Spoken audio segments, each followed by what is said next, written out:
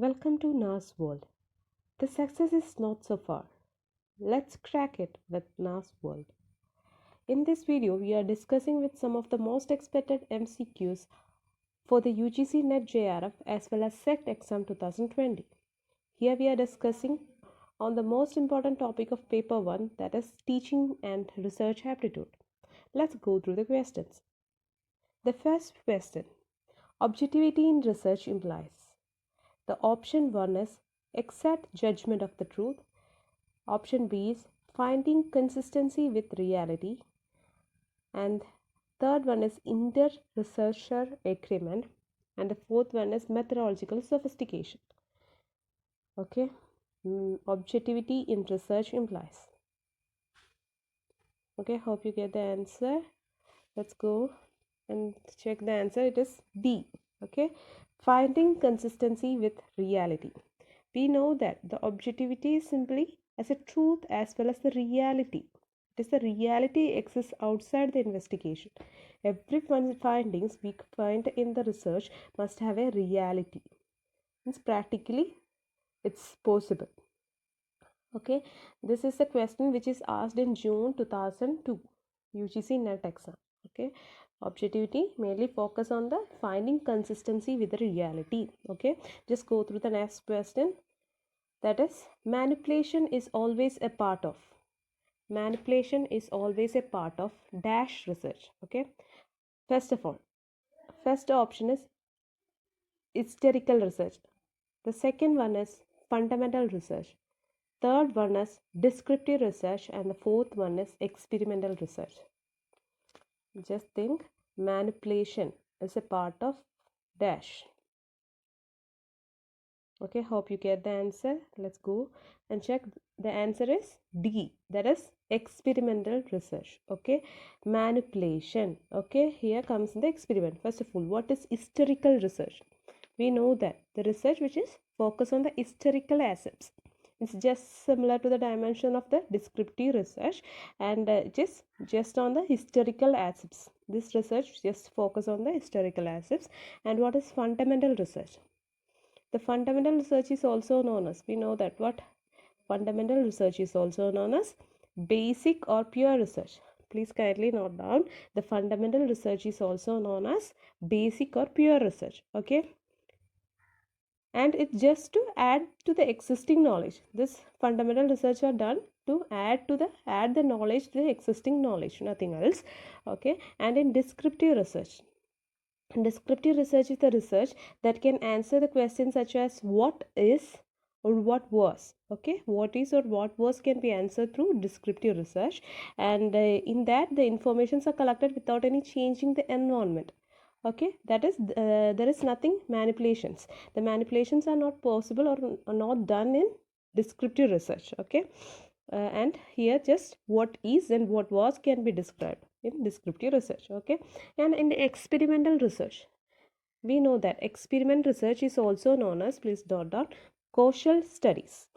Experimental research is also known as causal studies, and we know that experimental research are the research which is used to show the cost effect relationship. Okay, experimental research which shows the cost effect relation between the variables, maybe dependent or independent variable. That's cost effect can be shown in the experimental research. Okay, that's why the manipulations can be happened in where only in experimental research. Hope you guys got it, and let's go through the next slide. The next question is hypothesis. Hypothesis cannot be stated in. Hypothesis cannot be stated in. First one is declarative statement, declarative term. The second one is null hypothesis and question form terms. And third one is general terms. And the fourth one is directional terms. Hypothesis cannot be stated in. Hypothesis cannot be stated in. Okay, hope you get the answer. The answer is C, that is general terms. We know that hypothesis simply means what? It's an assumption or prediction or guess, right? It's an assumption or prediction or guess about the outcome which is to be tested. Okay, it's an assumption, prediction, or a guess about the outcome which is to be tested. Okay, the hypothesis can be even a declarative statement. Okay, the hypothesis can be even stated in a declarative statements. Okay, as well as the hypothesis even can be stated in a question form. Okay, not need to be in a statement, but it can be even in a question form. And the C is general terms. We know that hypothesis cannot be stated in a general term, but it must be in specific terms. Okay, we are doing a specific project, right? Not we have to be clearly specify the what are the hypotheses of that project or that research, rather than we have using general terms there. Okay, we have using a specific project or a research, it has to be specific hypothesis rather than a general hypothesis. And the D, directional terms. The hypothesis can be even stated in directional terms. So the hypothesis, please remember, the hypothesis can even be stated in a question form, declarative statement, or directional terms, but cannot be stated in a general terms. Okay, let's go through the next question. The next question is, teaching will be effective if the teacher, option A, is master of the subject, B, has much experience in teaching the subject, C, start from what students know already, D, use many instructional aids. Teaching will be effective if the teacher,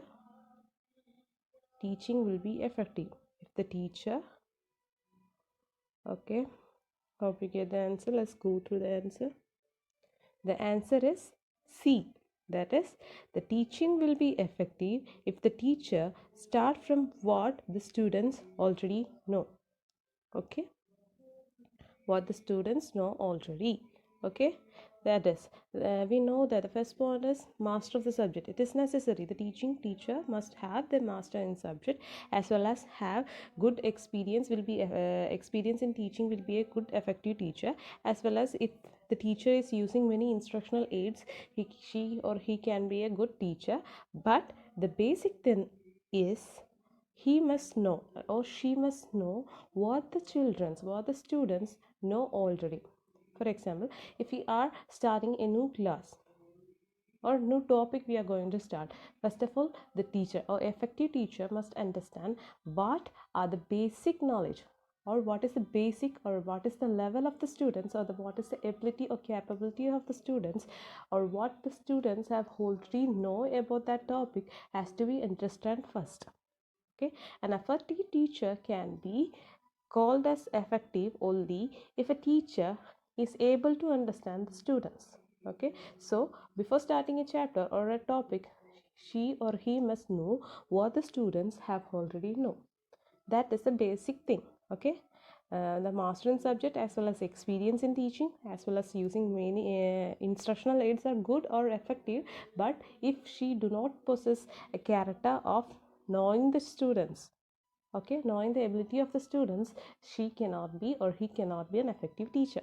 So the basically this teacher will be called as effective, she or he start from what the students know already. Okay, let's go through the next question. An effective teacher will ensure, what options? A, cooperation among students, B, laissez-faire role, C, competition among students, D, competition or cooperation as situation demands. An effective teacher will ensure. Hope you get the answer. Let's go through the answer. The answer is D. That is, an effective teacher will ensure the competition or cooperation as situations demands. Okay, as we know that the competition and cooperation, the teacher, if we are focusing only on the cooperation, cannot be a success, or the teacher can be focusing only on competition, cannot be success, as per the demands, as per the situations. Because in some cases the competition is best, because then only in competition spirit, then only the students will get an urge to attain something. So the teacher must ensure both competition and cooperation as per the situation demand, because it cannot be focused only on cooperation or competition.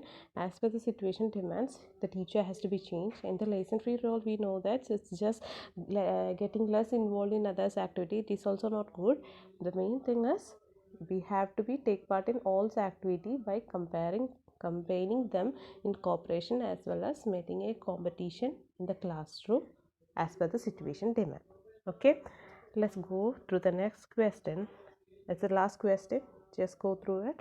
The greatest important cause of failure in the beginning of a teacher lies in the area. Okay, failure in the beginning of a teacher. Okay, the first one, A, interpersonal relationship, B, verbal ability, C, knowledge of the teacher, D, tight handling of the student. The greater failure in the beginning of a teacher.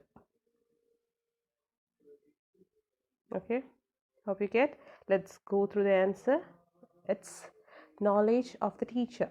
C, it's the knowledge of the teacher.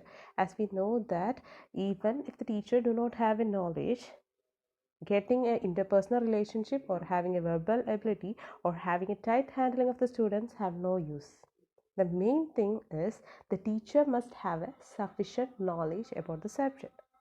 Okay, then only getting an interpersonal relationship or verbal ability or tight handling of students have any uses. So the main thing is the knowledge of the teacher.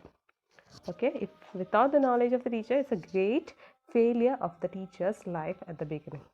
Okay, this was our last question.